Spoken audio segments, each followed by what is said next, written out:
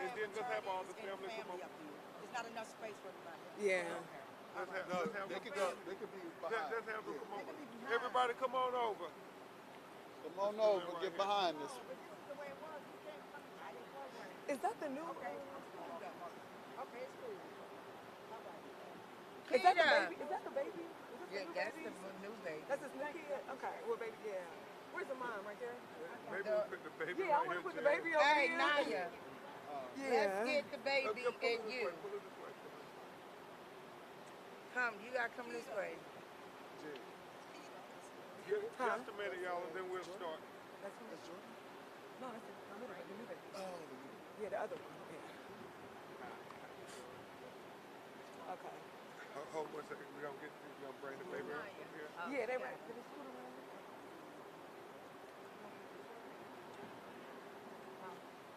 Me and my cooking old. We got everything. Yeah, bring the baby and the mom up. Okay. Yeah. Good afternoon, everybody. I'm Jade Mathis. Good morning, everybody. I'm Jade Mathis, and thank you for joining us today. I am with A. Clark Law Group. As counsel for the family on behalf of the Martin family. We also have attorney Ben Crump here, who's counsel on behalf of the Martin family, Andrew Clark from A. Clark Law Group, and we also have attorney Billy Murphy here from Falcon and Murphy Law Firm. And we will be speaking to you all today regarding the Delano Martin. Today is the first-year anniversary of his killing by a Park police officer, and we have not had any answers. We have not had any updates from the Department of Justice. So today we are demanding justice, accountability, and transparency regarding any updates with this case on the one-year anniversary. At this time, I'll bring up my colleague, attorney Andrew Clark.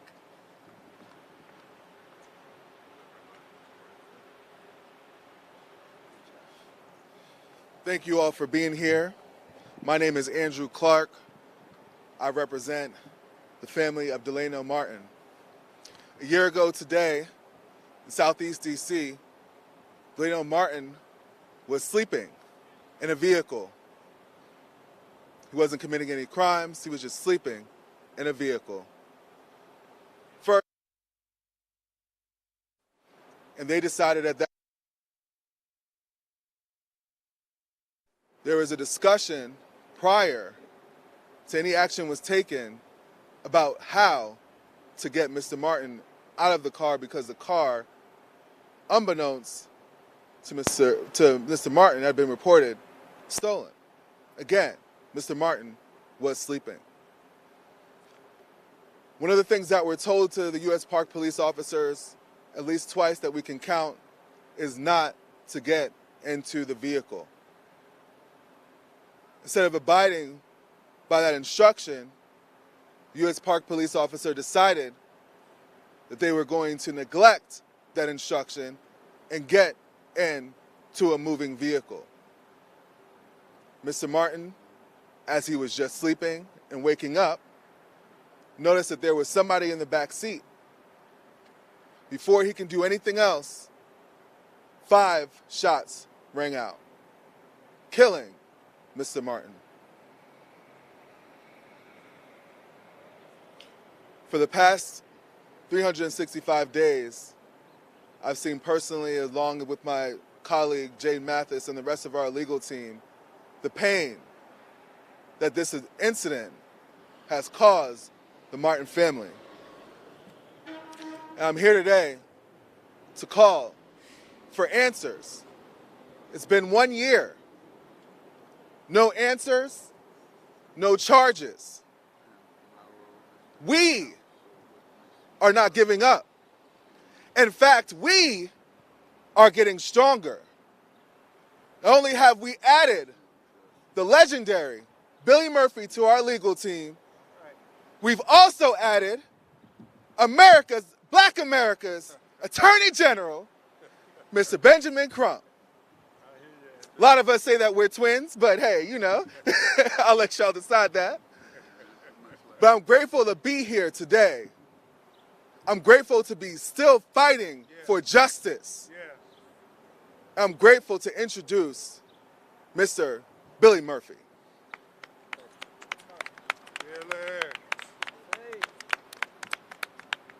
This is a sad day, the 1-year anniversary of Delano's death.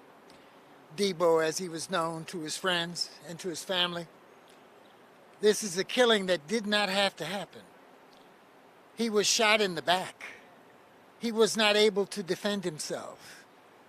He had no business being shot. The police had no business being in his car. This is a tragedy of the police's own making. And we've got to stop doing this. It's getting on everyone's last nerve that day after day, week after week, month after month, year after year, we see the same kinds of unnecessary deaths at the hands of the police. And we're here to stop this one, and hopefully that will stop the rest of them. So without further ado, I'm going to introduce you to Judge Mathis. All of you in the TV audience know him from how fair he is on television. Yes. But now he is in a different role. He is helping and advising this family and to make sure with the rest of us that justice is going to be done. Judge Mathis? Yeah. All right. Thank you, Billy. Let me begin by saying it's been a challenge over this past year, more than any of the pursuits of justice that I've been engaged with. I worked with my dear brother here with us today, Ben Crump, on most of the cases that he has been involved with, going back to Trayvon Martin, Michael Brown, Eric Gardner, and we're glad to have him here with us today, a fellow freedom fighter. Amen. But let me say that it was 1 year ago that Miss Brown came to Nene, our police accountability activist, and my daughter Jade, an activist as well, asking for help because they couldn't get answers from the police about how her son had been shot while asleep in a car. Well, why was he asleep? Whatever reason, it didn't deserve the death penalty without a trial. That's what we saw, and that's what we're seeking answers for, and we haven't gotten those answers.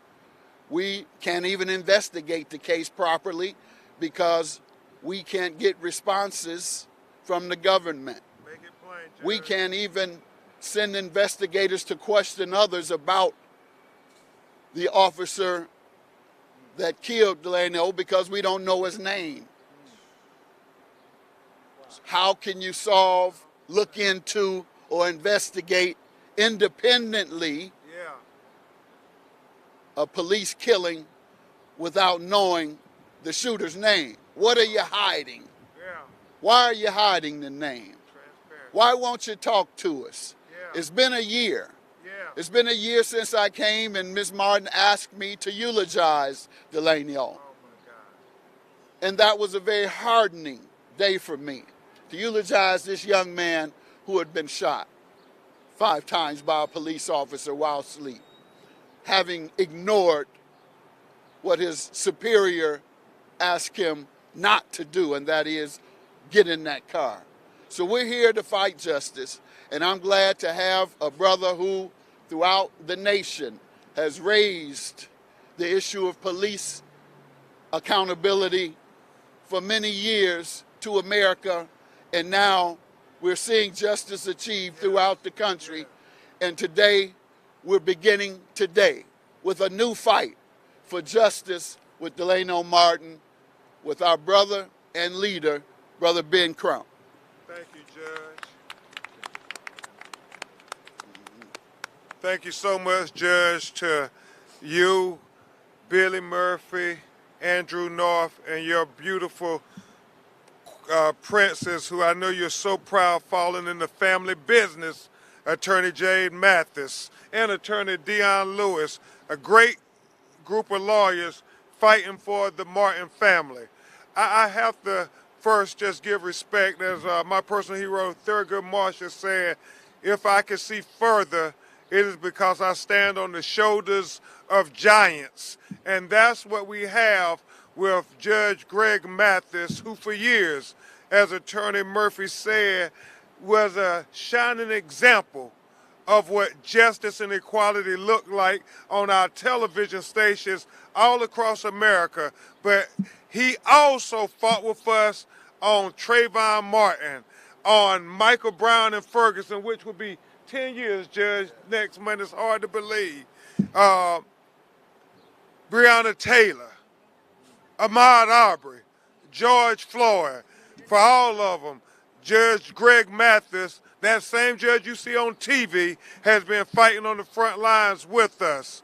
And then we have one of my heroes, a mentor, Billy Murphy, who, yeah, for young lawyers, and when you go back and you understand how he defended Don King and represented Freddie Gray and so many others, was the inspiration for the HBO show The Wire.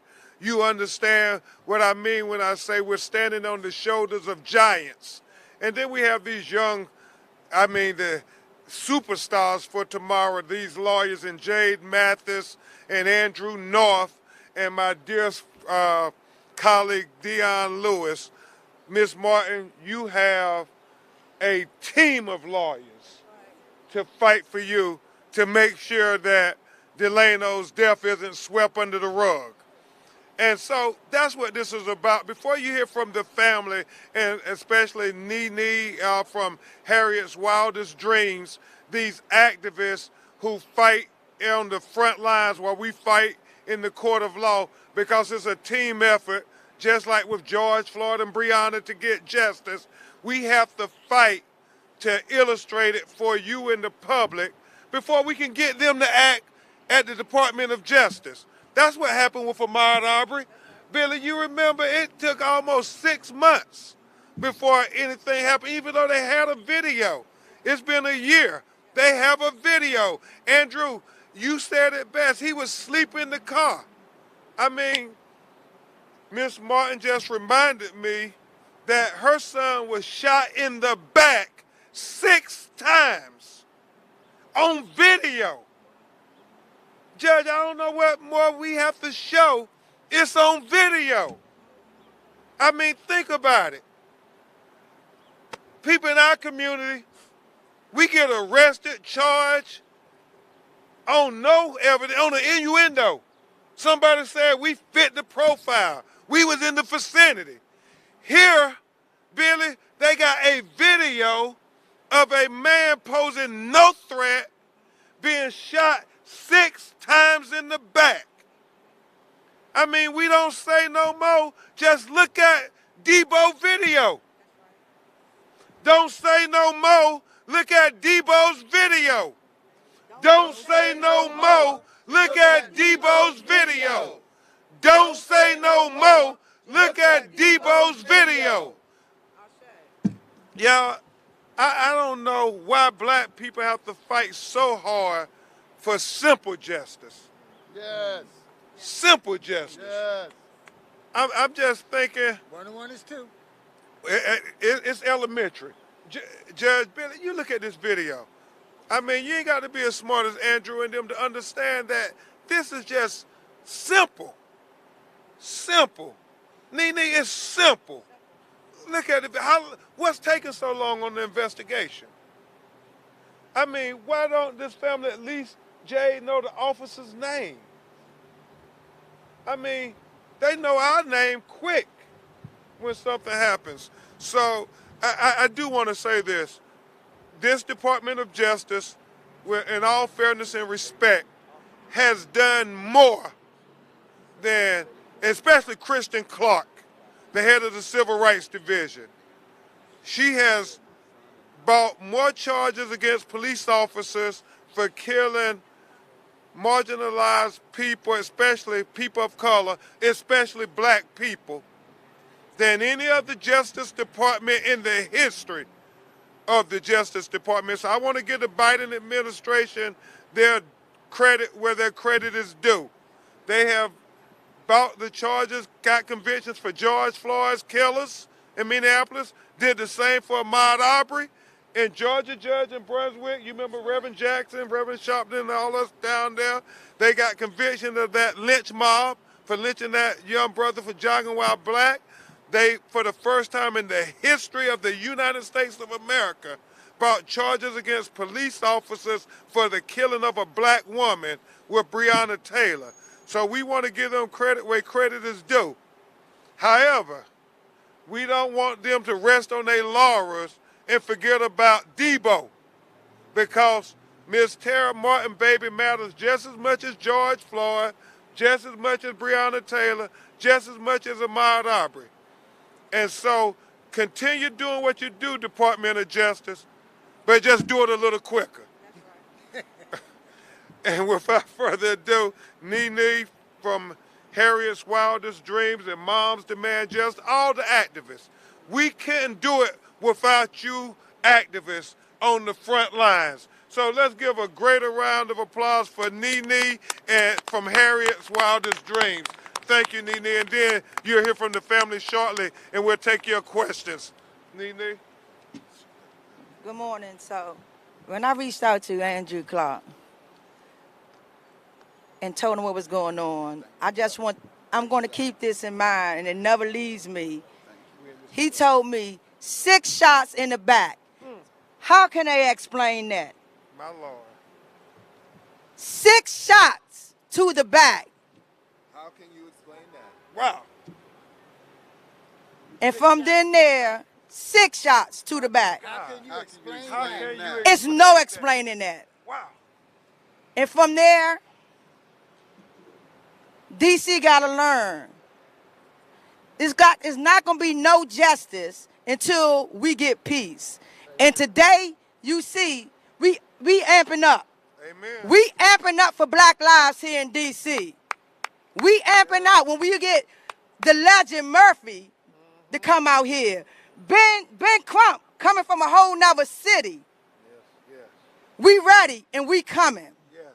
Just know we ready and we coming. Amen. This family, the family you're going to hear from today, they are torn and broken. You all don't get the 2 o'clock in the morning calls, the 5 o'clock in the morning calls, the 3 o'clock in the afternoon calls because they can't function. This family here is Hers Wildest Dreams family. It's not a family that we ask for. It's a family that we have to hold. Yes, ma'am. Yes. We gotta hold this family. Not that we hold their families. We hold Jeffrey Price family. We hold Marquise Austin family. We hold Deion K family. Yes, but it's enough. It's time to stop holding the families and get justice. That's right. Tell them, Nene. It's time. The time has come. And right now, DC, you all gonna learn today that a change is coming. Because whereas there's no justice, you all will get no peace. Yes, ma'am. Our commitment to justice for Debo expands beyond seeking accountability for his individual case. It is a commitment addressing the systematic issues of police violence and racial injustice that plague our society. Police violence is gun violence. And we cannot turn a blind eye to the devastating impact it is on our communities, especially Black and brown families. For centuries, state-sanctioned violence against Black people has been condoned by our society and our elected officials. This must end. We are calling for transformation and accountability of policing in our society so that it no longer serves as an agent of anti-Blackness and racism, and so that Black people are no longer targeted, harassed, and murdered by the police. Amen. As we stand here today, let us reaffirm you. The fight and dedication for justice for every Black life unjustly taken by police violence we will disrupt until Black lives are valued and protected. Amen. Period. Amen. It starts today. Yes. We have another case here with us today. We're going to show you better than we can tell you that we're going to get justice for Debo. And I'm going to bring up Miss Martin, who's actually struggling. She's struggling, have not even had no sleep because she don't know how to face this 1-year anniversary. Before Miss Martin comes up, you all, I know she's very anxious. I know she is very, and rightfully so. But in case her nerves won't allow her to tell you all the full extent of how it's impacted her, I'll tell you all. For the last 365 days, I have talked to a member of the Martin family, be it Miss Martin, Shay, Debo's sister, Keita, Debo's sister. For about 100 days out of the last 365 days, I have talked to a family member. I have received those 2 a.m. phone calls. I've received those 8 a.m. phone calls. I've received those 10 p.m. phone calls when they're all crying, when they're telling me about what is done to Delano's other 9 siblings. When Miss Martin tells me that she has not slept in days. I've received those calls when Miss Martin has called me and said, Attorney Mathis, I just keep looking at the footage over and over and over and over. I've looked at this footage for about 5 hours straight. To the point I had to tell Miss Martin, please stop, Miss Martin. I don't want you to do that to yourself. You keep fighting, but we're going to fight for you as well. But I don't want you to relive those moments. I've received those calls to help celebrate Delano's birthday. For Mother's Day, I check in with Ms. Martin and the other mothers and these other family members for the birth of his new son that Delano was not here to experience, his new son, for the first birthday party for his other son when he's turned 1. So there's been 365 days, and Delano would have accomplished so much in those days. He would have graduated from high school. He was in his senior year of high school. He was about to turn 18. He would have turned 18, and he would have experienced the birth of his new child. So before they come up, I just wanted to make sure that you all have a full overview of what this picture has looked like in all of these years and why they don't deserve to wait another day. Not 365, not 378. They have waited enough, and I have heard all of the damage done within those 365 days. So, Ms. Martin, we're going to have you come up and speak, and Delano's sister, Shay, is going to come up and speak as well. Thank you, Jay.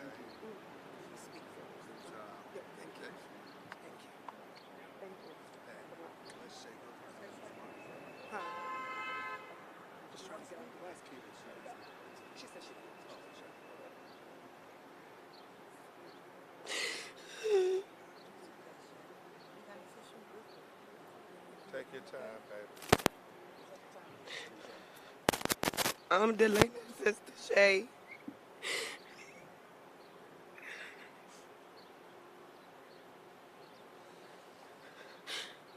It feel like deja vu for me today. But every day I checked it on my brother to make sure he was safe and to make sure he was good. But this one day, I checked, but I checked too late. He was already gone. To see all over the internet, my brother laying on the ground with a white sheet. Not for us to be able to identify him or see him, but just because we knew that was our brother, and my mother knew her child from just cars, the body, the shoes, the pants, the shirt. My brother was tampered with, and I want to say the word tampered with, tossed and turned, while he was bleeding out from 6 shots to his black. Not also that, but as quick as they got to the police to help the police, they did not do the same thing for my brother. While he was laying there on the ground, probably wanted one of us to be there by his side while he probably took his last breath. We didn't get to say no goodbyes, no nothing. So I just want to see justice how everybody else's family see justice for their family. Yes, I want to see justice for my brother. He didn't have no weapons. He was not no danger or nothing. He was just in a deep sleep. Yeah. He was startled. Anybody wake up out of deep sleep, you don't know who it is, you're going to jump, you're going to do your first thing, is to go. You don't know what's going on. So I really just want to see justice for my brother. Like Miss J said, I don't want to wait. We shouldn't have to wait. Yes, ma'am. We didn't wait to get our brother taken from us or my mother's son taken from her. So why should we wait? If it was vice versa, they quick to grab us up. They quick to lock us up and give us the time right then and there. Exactly. Why is we waiting for a name to be released when our name released all over the internet as soon as we go commit a crime? Yes, ma'am. Go ahead, baby. Justice for Debo. It's always justice for my brother. It's 10 of us. We stick together no matter what. I don't care what goes on. You call, we coming. Debo called me in the hospital. I came running. He on my mother's couch. I'm still alive. I'm still alive. Like I want to see my brother just in my dreams or something. Like I just want to see my brother face one more time. Justice for Debo. I just want my brother. Thank you, baby. Justice for Debo. Justice for Debo. Justice for Debo. Justice for Debo. Justice for Debo. Justice for Debo. Debo. Take your time. Okay. I don't know if it's morning or night. Let me see. Good morning. Good morning. I want to thank God for giving me the strength. On March 18th at 9:50 a.m., my daughter called me to tell me the police killed Debo. When I arrived to the scene, I seen my son on the ground with a white sheet. The white shirt said, describe him. I did. They put my son in the ambulance, drove him to the medical examiner in front of me. Then the white shirt and the park police laughed in my face. The treatment I received was unbelievable. 37 minutes. You, MPD, and park police plotted to murder my son, who was only 17 years old, deep sleep in the car. 34 minutes, 6 shots to the back. How can you justify that? Shots to the back. Take your time. April 5th, 2023, U.S. Attorney's Office, District of Columbia, stated,